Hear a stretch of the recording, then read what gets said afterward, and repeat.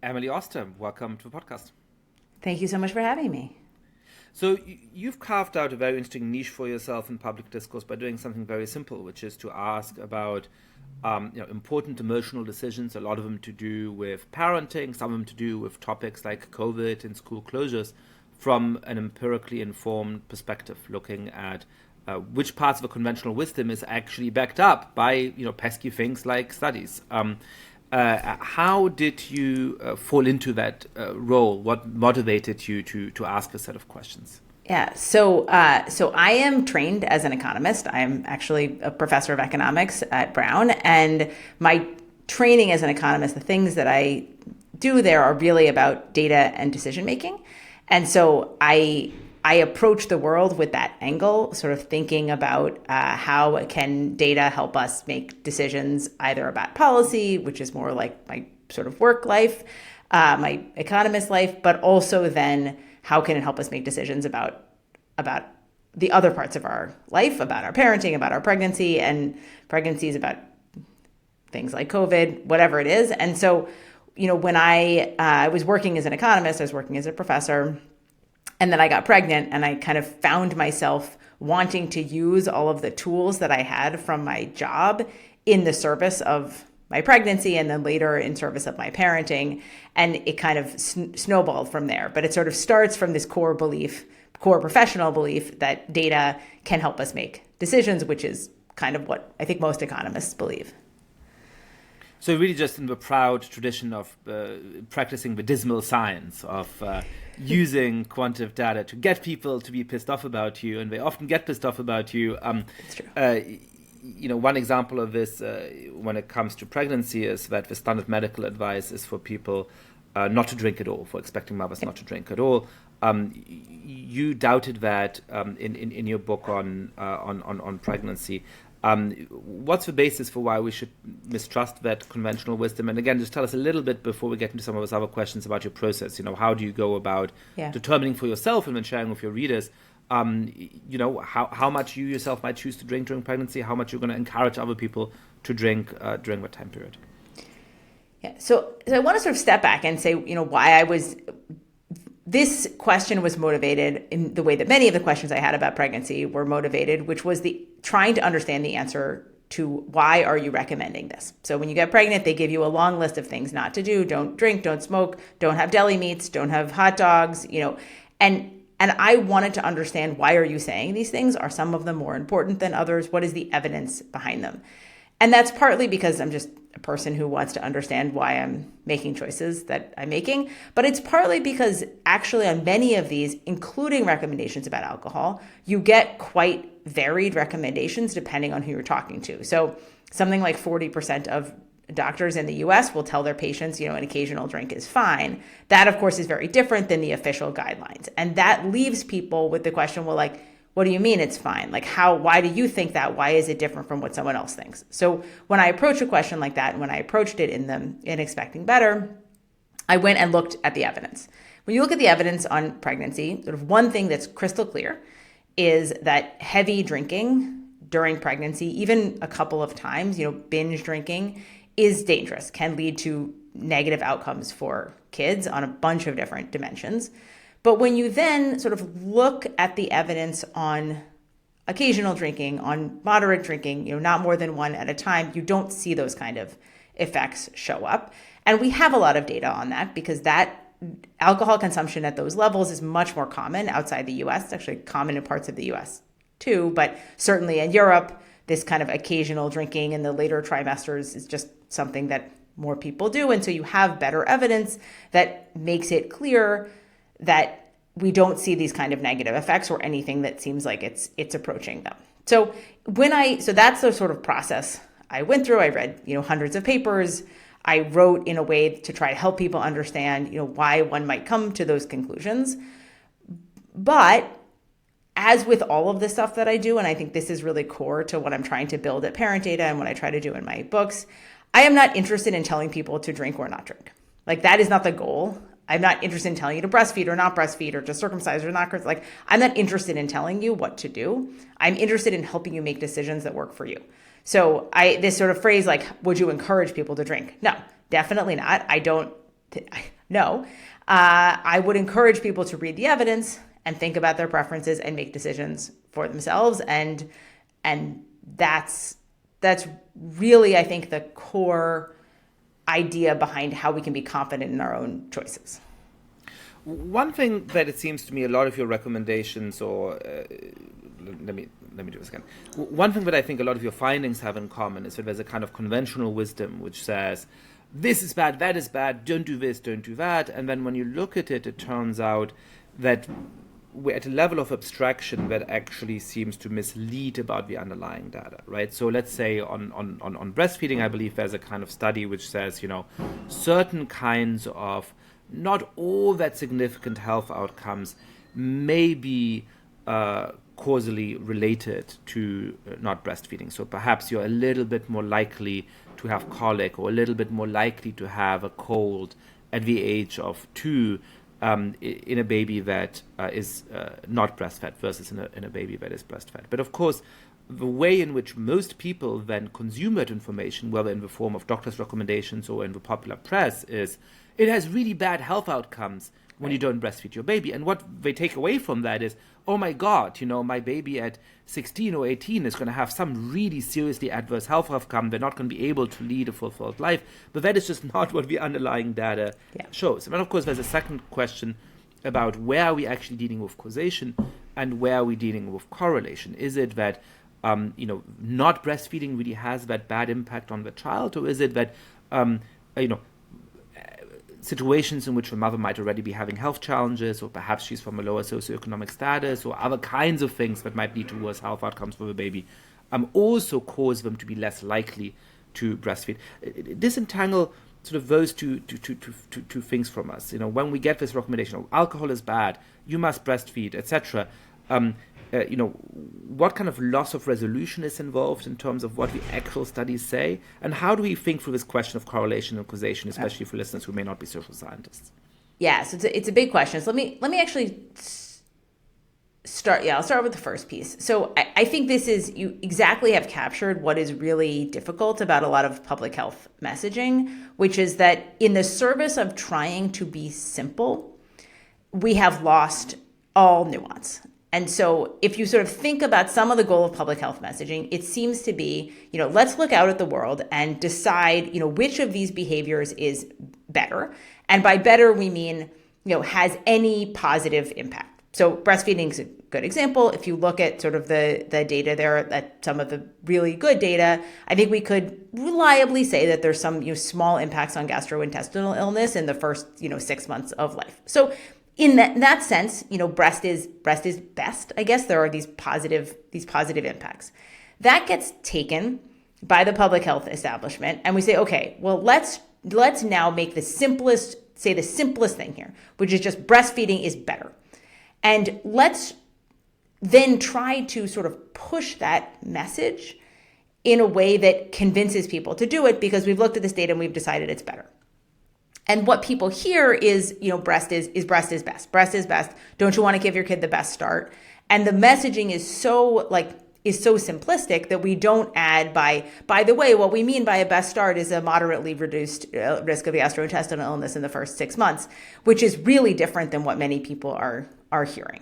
And so I think that's one piece where I do feel like there's a lot of potential for our public health messaging to just better help people understand, how much best, even if we want to keep it simple, to at least give people a sense of how large is this impact? And is it possible it's outweighed by some other factor that might be important to you? There's a second piece, which also comes up in the breastfeeding case, which is that a tremendous amount of our evidence is driven by correlation, not causation. So in breastfeeding, if you look at the characteristics of people who breastfeed versus not, the strongest, probably the most significant issue in that data is just that on average, people with more resources, with more education, with more income, more likely to be married, all of those things correlate with breastfeeding. And many of the long-term outcomes that we look at, studies that say, kids who are breastfed perform better on their A levels, or kids who are breastfed have better IQ scores. All of that kind of data is just really driven by correlation. It's driven by differences across these groups. It is not causal. And so we combine this not causal data with just to make that a little bit clearer, perhaps to listeners who are not social scientists, right? Part of this is that precisely because the advice, for example, is to breastfeed, and the kinds of people who are particularly likely to be tuned into public health advice, to be aware of it, to really feel pressure on themselves to live up to that, on average, might be people with a higher educational status, with higher socioeconomic status, and those things are so powerfully related to those other kinds of outcomes, you might get this confounding variable, right? You might get this appearance of a causal effect when it doesn't exist. Yeah, absolutely. So really what you're saying is that the people who are breastfed are different from the people who are not, but not really because of the breastfeeding, or probably not because of the breastfeeding, but because of other characteristics. And we sort of know that to be true because when we look at evidence, when we look at data where the researchers are able to do a better job adjusting for differences across families, you see the effects of breastfeeding get much smaller or are even zero. So that kind of tells us that a lot of what we're seeing in some of this correlational data is really not about the breast milk. It's really about mom's education or mom's resources in some other way, or dad's presence, or whatever it is. And of course, part of it is that the gold standard in medical research is randomly controlled trials, but we can't tell mothers to randomly breastfeed or not. That would be unethical. But when we have some we have a little bit of randomized trial data on breastfeeding, and it basically doesn't show what these correlational studies show. You're right, you absolutely cannot force people to make feeding choices, but you can encourage them to make you can encourage more people to breastfeed. And so we have a little bit of that data. It's not especially large, it's like one large trial, but we have a little bit of that, but it gets overwhelmed in the discourse by this, like sort of these flawed studies. And the flawed studies, I think, reinforce what many medical practitioners already think. This is a more complicated thing, but I think there's a sense of like, well, if we all think breastfeeding is great and we've all told everybody's breastfeeding is great, then when we see a study that says breastfeeding is great, we're like, yeah, that study must be right because it reinforces what I already thought. I mean, some of the other studies that have a smaller effect also are sibling studies, right? Where you have siblings within the same family that end up being breastfed or not breastfed. Yeah, so I think outside of randomized trials, the sibling studies are probably the best we have because it really holds constant, it holds constant who the mother is typically, at least, and sort of says one sibling's breastfed, one sibling's not. And so you can sort of look at them and at least know that the family circumstances are the same. And those studies show very little effect on any of these long-term outcomes. There's an interesting dynamic here where I was joking earlier about the reputation of economists as practicing the dismal science. They have a reputation of really just looking at quantitative data in this kind of cold-hearted way. And I think that is sometimes what critics of your writing might say, but hang on a second, shouldn't we just prioritize doing the best for our kid under any circumstance? How can you look at this with this kind of number-driven focus? But in a weird way, I think that the insights you're sharing with us also liberate people to take other kinds of things under consideration, where, when you start with a public health advice, that is driven by numbers in a way that I think is often quite flawed, but assuming, look, there's the study, it shows that gastrointestinal illness is stronger at 6 months, so therefore breast is best, you must not do that. And people feel that all the other considerations in their life, well, does my work schedule actually allow me to breastfeed all of the time? Do my parenting norms actually allow me to breastfeed all of the time, and become overwhelmed by that kind of data? I'm really struck by an observation that a friend of mine made who did want to breastfeed her first child, and for whatever reason the child wasn't taken to the breast, and she realized that she ended up having much more co-equal parenting relationship with her husband, because of course when the mother is the only source of nourishment, that makes it harder for the father to play an equal role in the household. And because they were bottle feeding, which is not what they had planned to do, but what ended up happening, she felt it made it much easier for her husband to be the one who gets up at 3 a.m. to go feed the baby. So in a weird way, in this case, the dismal science is actually allowing people to make decisions in a way that reflects those not easily quantifiable other kinds of considerations as well. Absolutely. I think that there's a sort of ignoring of individual preferences that comes when we're giving this blanket advice that says, breast is best for everyone, for every single family in every circumstance. The best thing is for kids to breastfeed. How could that be true? Like, think about the variation across human experience and the variation across how much people care about things and the circumstances they're in. How could it be that this recommendation is correct for everyone? And the answer is it's not, because what we need to do is think about, how does the data combine with the constraints and preferences that you face? And I think in some ways that's such a clinical way to say it, and that's how economists would say it. We're going to take the evidence and combine it with preferences and constraints. But really what we mean is, the things that you care about, the values that you hold, should be an important part of your decision making. The data should also matter. I mean, it's worth looking at, and there are places where the data is more clear about some behavior where I think it should matter more. But in many of the things in parenting, the evidence just doesn't say one thing is so enormously better that it shouldn't be outweighed by, or it shouldn't be incorporated with other things about preferences. And when we give public health advice that's like, everyone should do X, because otherwise you're a loser, like that's actually not respectful of people's, of the other features of people. The other thing that's interesting here to me, where sort of an analytical look may result in another way of thinking about things, is how do you trade off between the interests of different people who constitute a family? And it seems to me that one of the things that drives a lot of the conventional wisdom, whether that is from public health authorities or whether that is from parents, is a kind of, under no circumstances do any harm to the child, in every circumstance prioritize the interest of a child over any other kind of interest. And so, could there be a potential small adverse health outcome from drinking a glass of wine in the 7th month of pregnancy, or from not breastfeeding?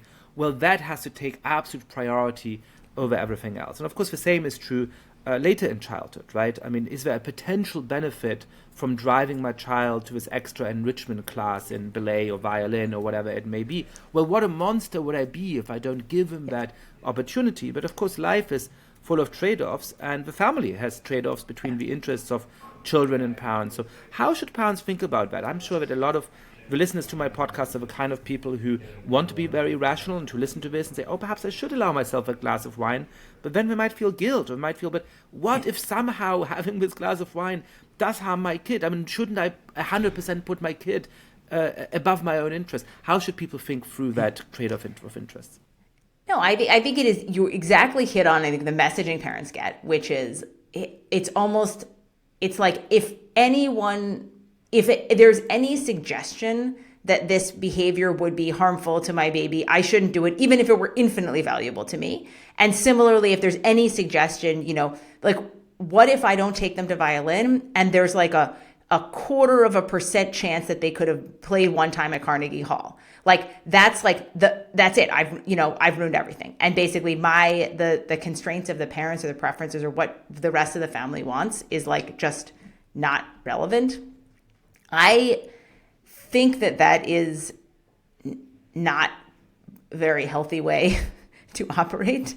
But, I think it really puts a kind of pressure on families and to not think big picture about the kind of the fact that the truth is, even if you only care about the outcomes for your kids, having parents who are happy with the choices that they have made and who like enjoy their lives actually does matter. So this comes up sometimes in these conversations about breastfeeding, where people will say, and even doctors will tell me, look, I would much rather have a mom who is not depressed, who is using formula, than a mom who is depressed because, they are like killing themselves to try to breastfeed and it isn't working, and they're doing everything and they're like not enjoying their time with their kid. Like that's not a good trade.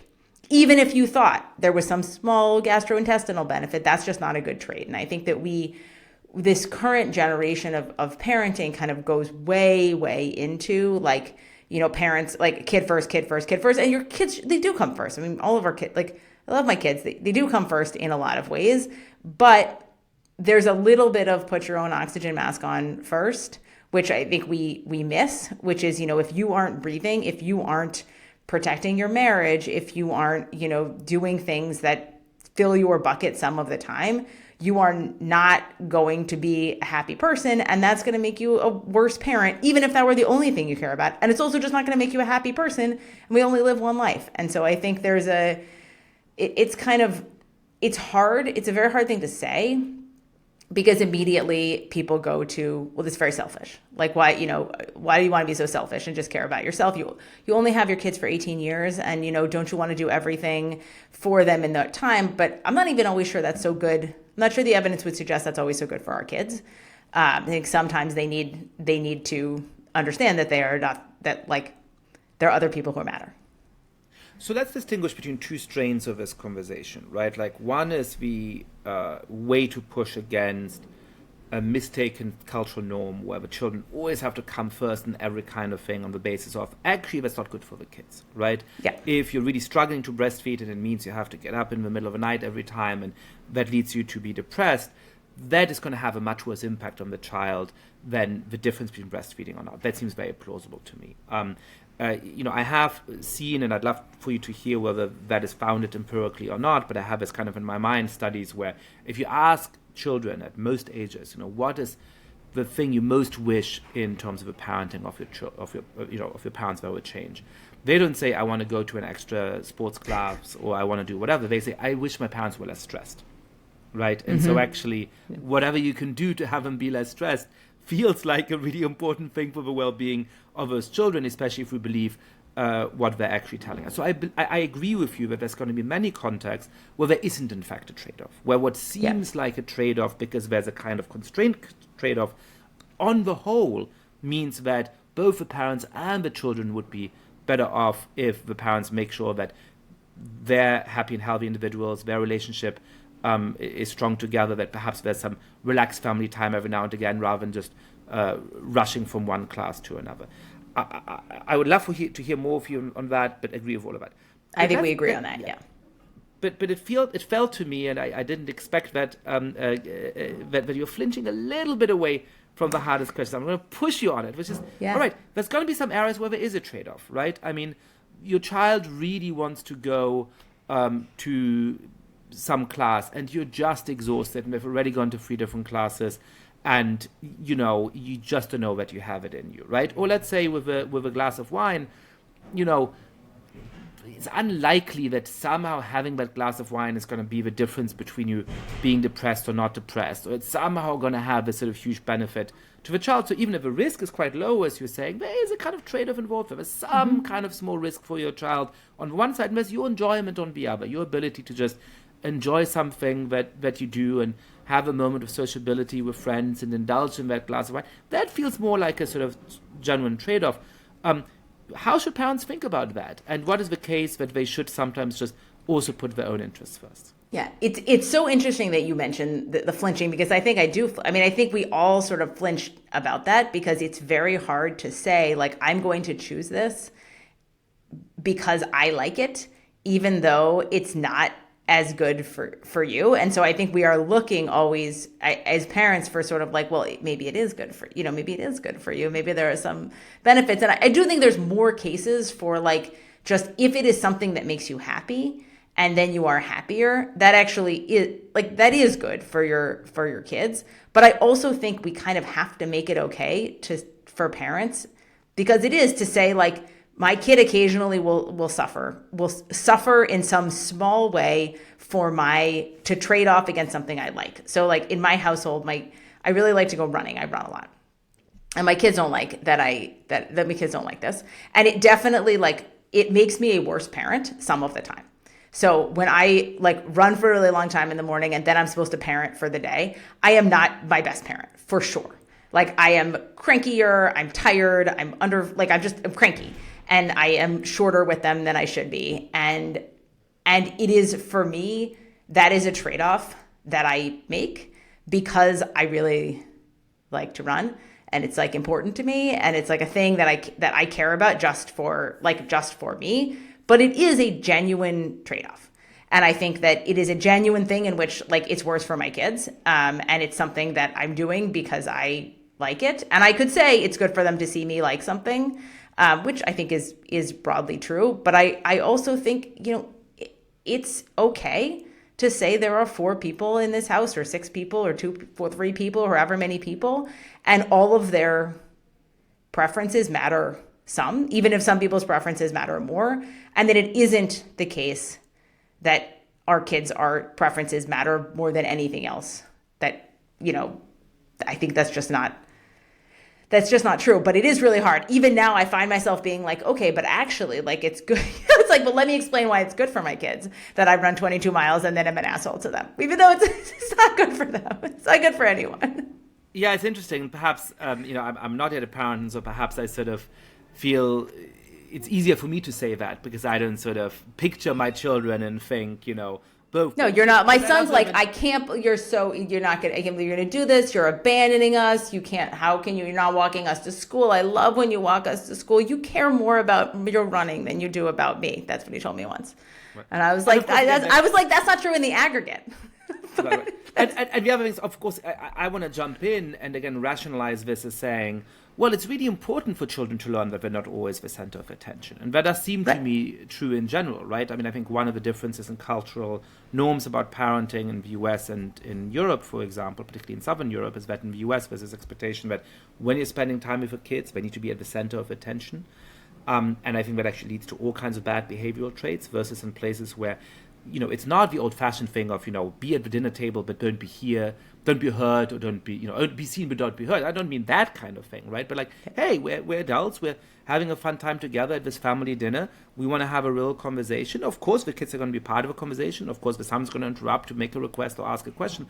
They also need to understand that there's other people with their own interests, and they want to have a serious conversation about other stuff, and it's not all about them. And I actually think that is a really healthy part of an upbringing. But of course, that again goes back to a kind of rationalization of like, in fact, it is good for them. And certainly as somebody who doesn't have a parent, I also want to say the second thing, which is, certainly if you have a broadly utilitarian outlook on the world, which I don't in every respect, but I do think it's a good sort of first cut at a lot of moral questions, it's just not right that we should make, give some tiny marginal improvement in the happiness of a child at the great cost of the happiness of the parents. It's okay to have a child be a little bit less happy to make sure that the parents are also leading happy, satisfied lives. Yeah. I think we're sort of like some of the parenting approaches sort of suggest that trade-off ratio should basically be infinite. And I think that's hard to defend. Like that ratio should not be infinite. It shouldn't be 1. It shouldn't be, like 1 unit of my happiness for 1 unit of yours, I think. But I think it should not be that. It should not be infinite. Right, and perhaps that's a choice that, to some extent, in a theoretical manner, and every day in some practical manner, parents have to make all of the time. Right? Do they feel absolutely? Like you can't have your kid be like 1 or 5 to 1. Yeah. Exactly. Sometimes it's 5. One very big question that people ask about is screen time. There is a real sense that there is a mental health epidemic among a lot of teenage girls in particular. My frequent podcast guest, Jonathan Haidt, has a powerful book arguing that. Even beyond that, there's the sense that, a little bit of screen time early in childhood, when we're not yet talking about social media and Instagram and so on, and which is, I think, the things that John is particularly worried about. Attention span and brain development and so on are going to be impacted if you give an iPad to a 2 or 3-year-old child. What do you think the evidence suggests about screen time, and then more broadly about social media? So I think those things are pretty different. And so let's start with the screen time question. The data that people bring to bear on questions like, what's the impact of screen time for 2-year-olds on development is really bad. It is far worse in terms of the correlation versus causation problem, even than the breastfeeding evidence. And I think in some ways it should be very easy for people to understand this. So an example of studies like this, there's one set of kids who have screens, kids under 1 who watch screens for more than 4 hours a day are compared to kids under 1 who watch no TV a day. And then you look at the sort of test scores or some developmental measures, say when those kids are 5 or 6. If you tell somebody, like, imagine the household where there's a 1-year-old watching 4 to 6 hours of television a day, and another household where the 1-year-old watches no television. Do you think those households are otherwise similar? I think it's crazy to imagine those households are otherwise similar. And in fact, in the data, they're not. But they're not just going to be dissimilar in ways. You can see they're going to be dissimilar in all kinds of ways. And maybe those kids are different. Like, it's very, very hard to have data like that and say, that's the screens as opposed to some other feature. And so when I talk to parents about this, I think the right way to think about it is that, screens are not like inherently bad or inherently good. They are a thing that means you're not doing something else. And so rather than thinking about screens as this kind of like sort of boogeyman experience, to think about them in terms of the opportunity cost.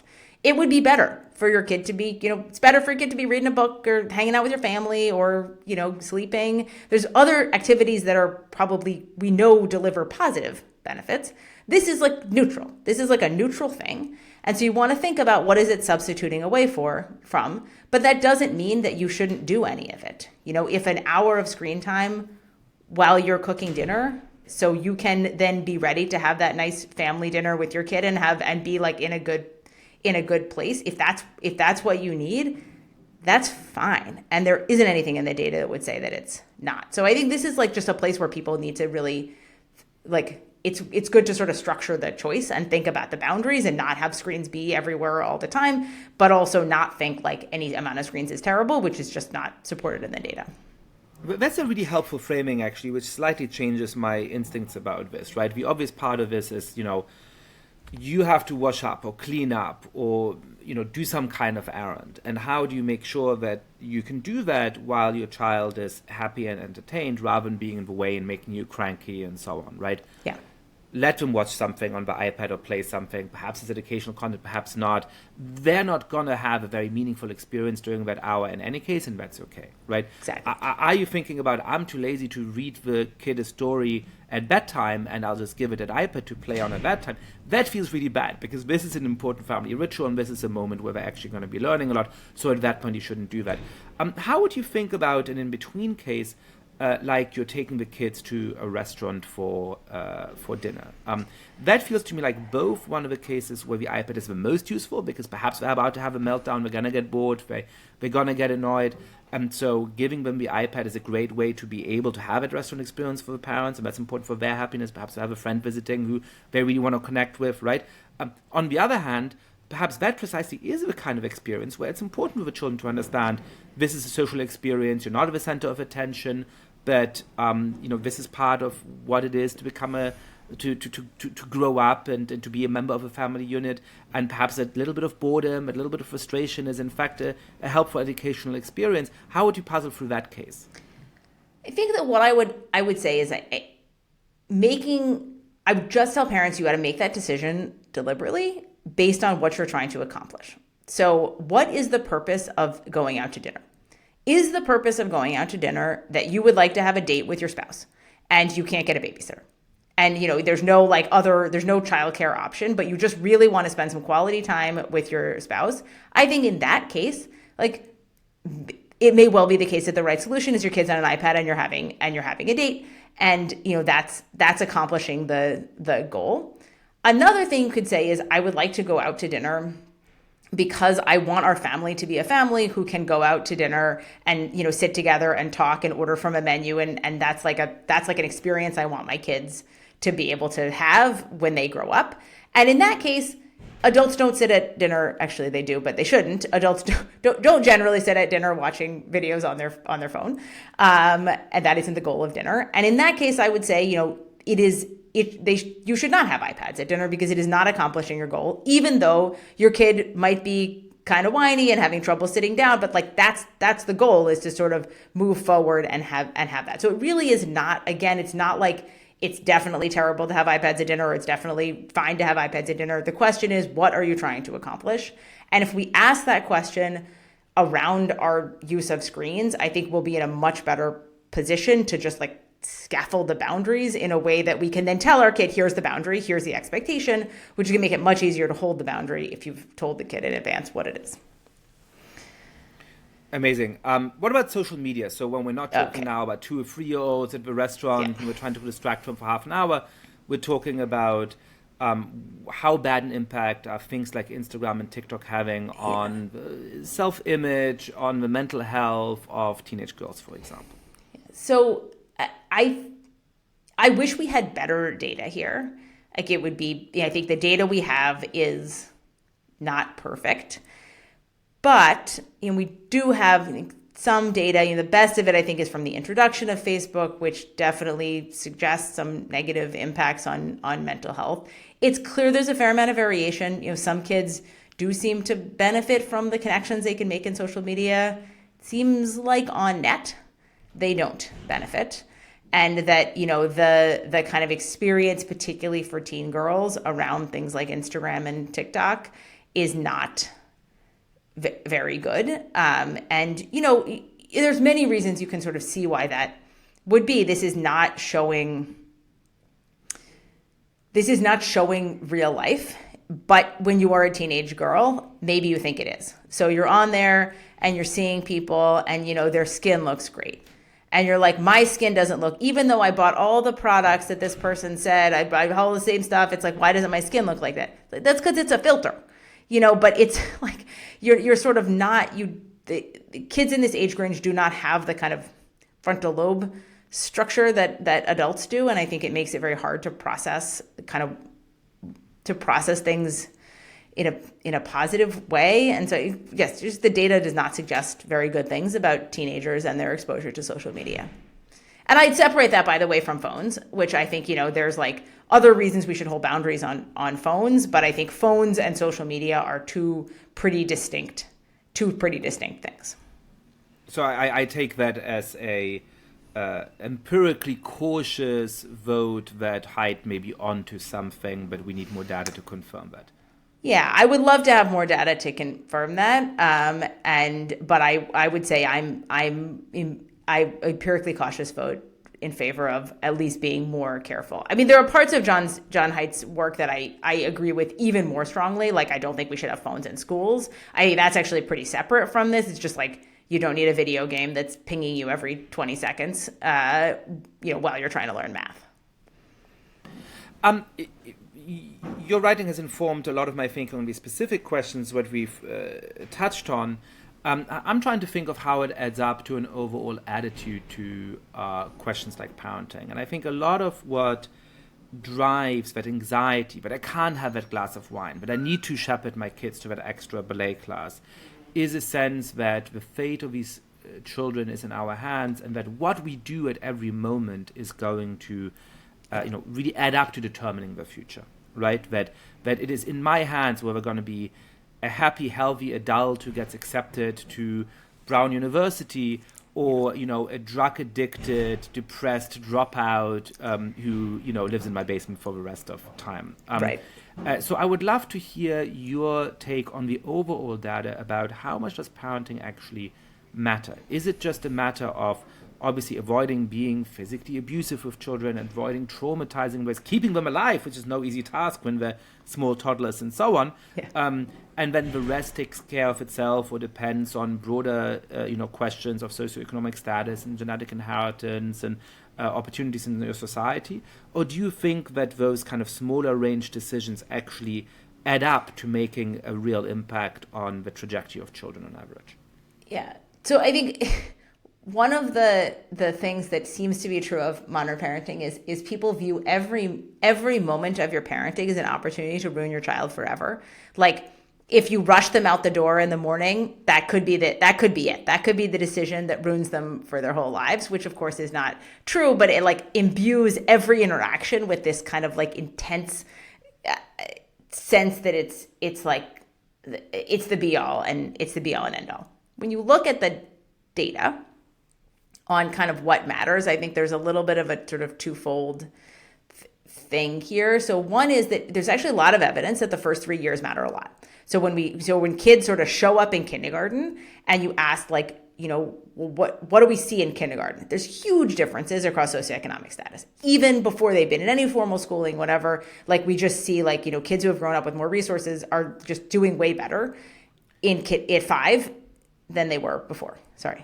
And just a quick question about this. How do we know that that is rooted in parenting practices of the parents in those first 5 or 3 years, rather than genetic inheritance or other kinds of things that may not be down to their parenting choices? Yeah, it's a great question. I think some of it we know from, what kinds of impacts you can have with sort of parents, like simple parenting interventions, which can improve some of those outcomes. And some of it is by looking at, how much we can catch up with things like Head Start. So we sort of know if you try to equalize things in those early years, you get more equal outcomes early on. But and one of the most powerful of those interventions, what do we, see that something? It's like, here are the things that seem to be really important. Kids having enough to eat. Kids having a stable place to sleep. Kids having someone in their life who is a consistent and positive force, not being abused and yelled at, and maybe a little bit of evidence that having access to some books and some reading can improve, school readiness. And outside of this kind of it's not that when I say these things are basic, and they are basic, but they're also like very hard, and many kids do not have access to this. So it isn't like saying, where like these things are so easy, anybody could achieve them. There are many kids in America and elsewhere that don't have access to this, but they are, pretty fundamental, stable housing, stable food, somebody to love you, like somebody who is, a positive, stable force in your life. If we give our kids those things, that's like 95% of the way to what we are trying to accomplish. And then you can ask questions like, okay, somebody once asked me, like, how can I train my kid to win the math Olympiad? Which is like basically say, it's like, well, you probably can't. Like if your entire goal is to train your kid to win the math Olympiad, like you probably can make a little bit of progress by, doing more math. But at the end of the day, like that's probably not really your goal most of the time. And if you ask, my goal is to raise like a happy, healthy adult, you may not achieve that. But the things that you can do to influence that are sort of pretty basic and not like you need to rotate your Montessori toys or whatever.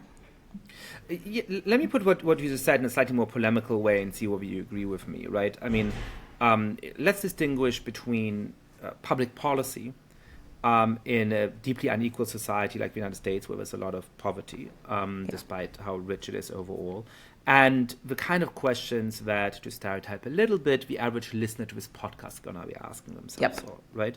And that's why I think it's so important to specify those particular interventions, right? Because when you say the first 5 years of life is really important, what a lot of my listeners might hear, and what I perhaps at first heard was like, oh my God, so it is really important that I make sure that story time at bedtime is an hour rather than half an hour, but I don't give them that iPad, etc., right? It sounds like, for the most part, the people who are listening to this podcast, they're going to be able to give their kids enough to eat, right? Hopefully, they're going to have a stable, loving relationship with their child, right? Hopefully, they're not physically abusing their child, right? That is not the questions they ask themselves, right? So it seems to me like the message to them is, don't worry, right? Then there's another question of, if you care about children in the United States or around the world, make sure that perhaps we have child benefit payments. Make sure that poor parents are actually able to have housing stability. Make sure that they have enough food. At a societal level, that is by no means an easy task to accomplish, and that can make a huge difference. But perhaps our energies, if we care about children in general, would be better devoted to that than to the marginal extra step in our own parenting activities. I could not have said it better. Yeah, I think that these conversations about like, how do I be the optimal parent, are happening in spaces where you're already doing like everything that actually could matter. And then we're not having the conversation about how do we think about the right policies to support parents more broadly and families more broadly where kids do not have access to these, pretty fundamental needs. What about beyond the age of 5 or 6? I mean, one thing that I'm sure a lot of listeners to this podcast really worry about is school choice, for example. How much do those kinds of things matter for kids? Yeah, I mean, so, there are parents ask a lot about school quality. I think the reality is that much of the variation in school quality, which in the U.S. we typically just measure by test scores, a huge share of that variation is just driven by differences in the kids who show up at the school. So not so much schools that are in rich areas do better, and that's not really because of what the school is doing. That seems to be mostly because of the kids that they get as inputs and what the parents are doing. We have a little bit of evidence around how can we improve school quality, how can we provide better school quality to kids who would not have access to high quality public schools, or who are charter schools tend to have better outcomes than the district public schools, at least in urban areas. We know in general, smaller class sizes are better than larger. Certainly, if you look at private schools, the outcomes there are on average better. But again, that's probably a lot about who the kids are, who is coming into the school, and not what the school is doing. So, the landscape of school choice is pretty tricky, and it's not usually very obvious, but especially in the U.S., so much of the variation is just about family variation, and not about anything really that we're doing within the school, or nothing systematic within the schools. One of the things that strikes me as odd about this whole conversation is that it's a strange mix between altruism and egotism, which is to say that on the one side there's this expectation that you completely prioritize your children over everything else, that you put them above everything, that you don't have that glass of wine, but you do ferret them to that extra ballet class, but you spend a lot of financial resources on making sure that they go to the marginally better private school and so on. And so it is a way of showing how altruistic you are. And at the same time, of course, there's a great egotism involved in this, right? How these children are going to fare depends on me, on what I do. And so look at the agency I'm having in determining what's going to happen 70 years later to this being that's under my care. Do we need to sort of unlearn both the excessive altruism and the excessive egotism? Yeah, I think we are not helped by thinking of our children as something we are trying to accomplish, which is kind of has a sort of flavor of both of those things, that I'm, parenting is the thing I'm going to win. And I'm gonna do it, and I'm gonna win it. I'm gonna do it the best, and my kids are gonna be the outcome of that winning.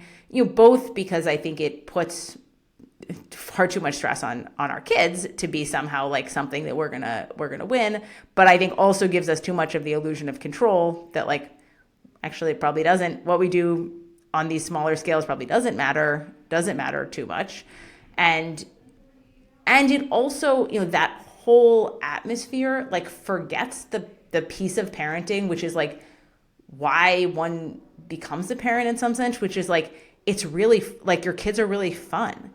They're just my kids, hanging out with my kids is really great. I think they're just great, interesting people.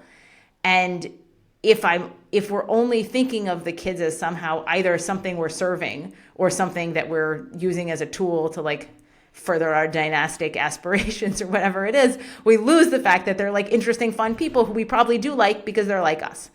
And so, that's I think of that a lot in these sort of conversations a lot of people are having in policy circles now around why people don't have kids.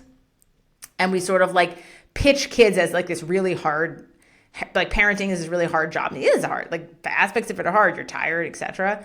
But it's also incredibly cool to have these people who are just you can't believe how much you love them, and it's an extremely interesting, totally unique and amazing experience, which we completely lose sight of if we're just thinking about it it's just another job that you have to achieve promotion at or whatever.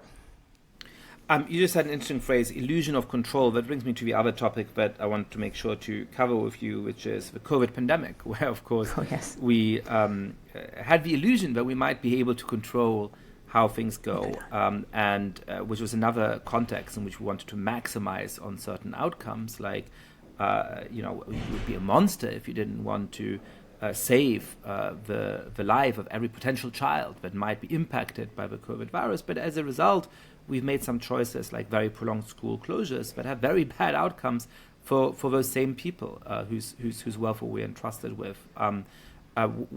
Where did we go right and where did we go wrong in some of that decision making? So, of course, I mean, there are aspects of the pandemic where I think we did very good things, like very fast development of vaccines. That's like the biggest, Operation Warp Speed is like the sort of the biggest pandemic win, in my view.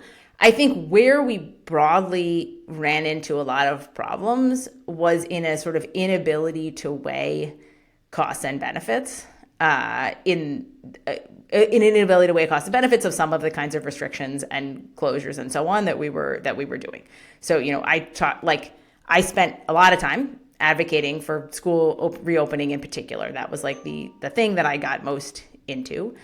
And in those conversations, a lot of what was driving, some of what was driving my views was that actually did not look like, it did not look like schools were important sources of COVID infection. But some of what was driving my view on this was it seemed to me like there were very extensive costs of school closures, and that the downsides to closure were real and should be weighed against any, public health benefit to keeping schools closed. And when we were having these conversations in the public health space, that part, that there's a cost to this, often didn't come up. It didn't come up in school closure. It didn't come up in many other things. It was sort of like our only goal is to lower the number of infections. And if even one person might get COVID at schools, we should close schools. And of course, if that is your standard, you should close schools because you cannot guarantee that kind of safety, even with all of the mitigations one could have. It's just that's impossible and crazy.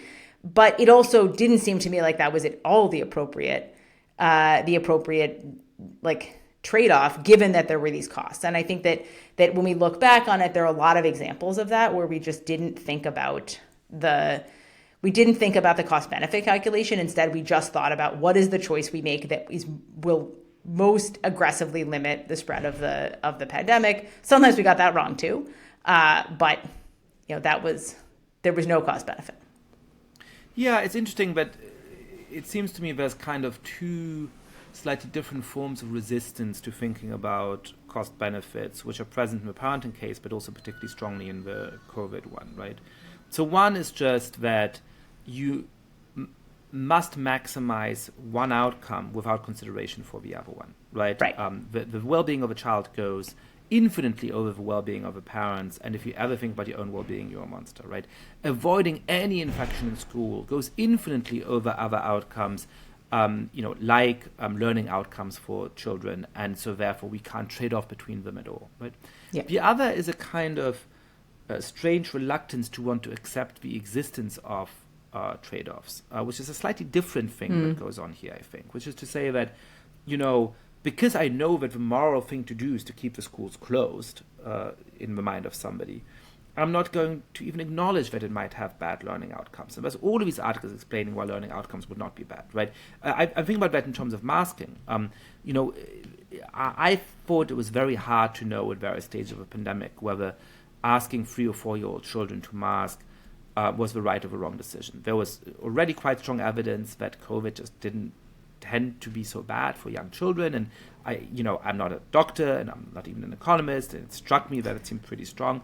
But it was hard to know, right? The things that I found really disgusting, even at the time, was people who said, how can it possibly be bad for children to spend the whole day not just having this annoying thing in front of their mouth, but not being able to see each other's faces? And those articles in all the big publications saying, there's no possible cost to this. And I thought, come on. Even if you want to argue for continuing those policies, you got to be able to acknowledge that there's a cost on the other side. I agree. I mean, I think in the case of the school stuff, there were these moments where people were like, well, they're learning about something else. This is actually good for learning because it's learning about, they're going to learn from their parents. It's like, come on. These kids' parents are essential workers. You got a 10-year-old at home trying to Zoom 5th grade while they're taking care of a 5-year-old and a 3-year-old because mom is working at the grocery store. They're not learning about something else. The thing they are learning is that, we don't care about them. But it's sort of like this, yes, there was this, hey, you got me exercised. But I think they're in a, calm down. I think there was this it's almost like, I think the psychological term be motivated reasoning, sort of like, okay, I've decided that this is the right thing to do. I've decided that masking toddlers is a good idea. I've decided that school closures is a good idea. And instead of saying, I've decided it because I thought about the costs and benefits, and I've decided that even though we're uncertain, the benefits outweigh the risks, which is a position one could take. It's not one I would agree with in those cases, but I think it's a position. Instead, the view was taken that sort of like, good news, there's no cost to this. Actually, this is totally fine. And so of course we would want to do it. And I think that was not true. And it was made worse by the fact that then if you suggested that there was some cost, then there was this sort of pushback. And this is, I think, a lot of the mistakes that were made on the left, that kind of like sort of suggesting that only a monster would disagree with this consensus. And that led to, a lot of us being told that we were monsters who wanted to kill people, which wasn't, in fact, true. Well, the other thing that's very strange about this discussion is a kind of time lag, right? Where there's a kind of conventional wisdom about what is reasonable, and then the facts change in a way that might lead you to revise that. But a lot of people want to hold on to that conventional wisdom for a long time. So, I was relatively early to argue that some forms of social distancing were right. There wouldn't have been as extreme. I never argued for certain kind of government restrictions at the time, as some of the things that was then put into place. I think in retrospect, there's real questions about how much that accomplished. But I think, given the evidence we had at that time and the lack of knowledge about just how deadly COVID would be, particularly for younger people and so on, that I think still in retrospect was the right call at the time. I was also then, and you were very vocal on this, one of the earlier people to say, well, once we have vaccines and so on, the whole point is to go back to having a society where we're able to communicate and be in communion with each other and send children to school, etc. That was the whole point of it. But a lot of the people who at first were very resistant to say, what are you talking about social distancing? That's absurd. Then we're saying, no, we must stick with this policy for an indefinite period of time. And so there's a kind of weird reluctance to incorporate new evidence and new facts as they come in Bayesian terms, we're too slow to update. Yeah, people were too slow to update, and I think that part of that was that a lot of the messaging was too unwilling to express uncertainty. And so sort of every piece of messaging about what we should do was delivered with like, we should do this, and I'm sure. Even if like last week you said a different thing. And that both, I think, cost something in terms of trust, but also made it very difficult for people to sort of think about this in a Bayesian way, which I think would have been much better, which is to say, okay, what do we know about the impacts of masks? If we'd started with like, well, we don't really know, we're going to try to learn more, like, here is how our information is evolving. I think we would have gotten to a much smarter place much more quickly than what happened, which is first they said, well, masks are useless. And they were like, masks are amazing. And we kind of like never sort of understood why either thing was why either thing was the messaging. How should we think about the role of experts, science, social science in society? Because I'm struggling to reconcile two things in my own mind and how I approach the world, but I think particularly in how you approach it as well, where on the one side you have a very data-driven approach. You are the quintessential expert in the lead, right? You're a professor at Brown University who's looking at all of these numbers in a way that tries to be very evidence-driven. On the other side, a lot of the impact of your work is to say what public health authorities tell you often is mistaken. What we ended up doing in COVID often was mistaken. So when we open our eyes to some of the ways in which good researchers publishing a particular study translate into a headline that is kind of misleading, translate into public health advice that might really go off in the wrong direction, how do we retain our faith in evidence-based research and the importance of that when so often what it translates into are things that actually mislead us? I think that we have to encourage public health authorities to explain why they are saying the things that they're saying. And I think that's a very hard thing in this current administration. I think it was hard before. But if we want to get people's trust back in these authorities, it is no longer enough for them to just say, here's what I think and you should do what I think. We have to get people to explain why. And that's kind of the only solution. Emily Oster, thank you so much for coming on the podcast. Thank you so much for having me.